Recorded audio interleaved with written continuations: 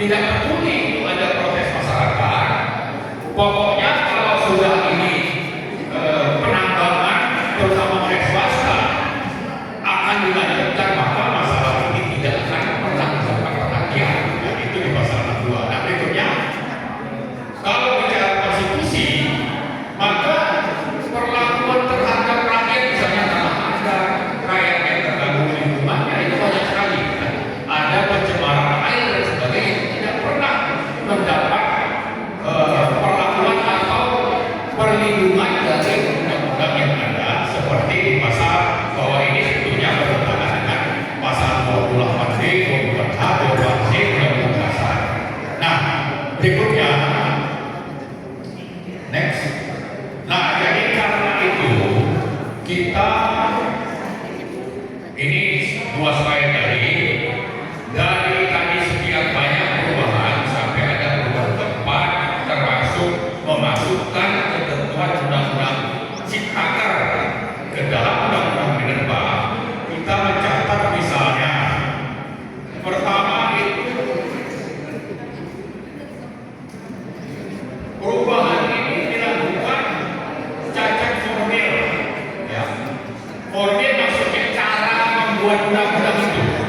Salah satunya memberikan publik untuk partisipasi, ada diskusi, ada masukan di para publik.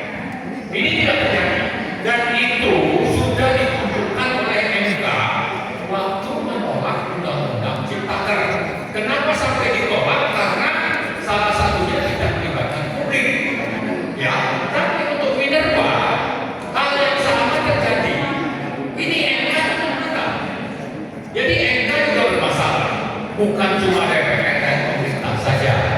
Ya, itu salah satu contoh bagaimana undang-undang Minerba konspirasi oleh penguasa dengan pengusaha dan didukung oleh lembaga-lembaga terkait, termasuk MK. Itu terjadi gitu. Kenapa? Karena buktinya itu.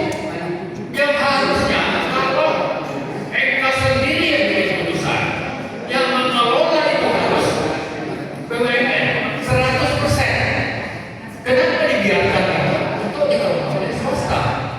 Dan itu ada di.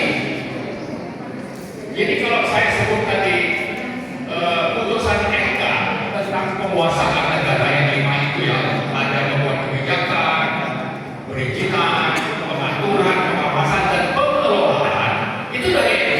Itu bisa dilihat di putusan MK nomor 12 tahun nomor 8 dan ini nomor 12 ini tahun nomor 36 2012, ya.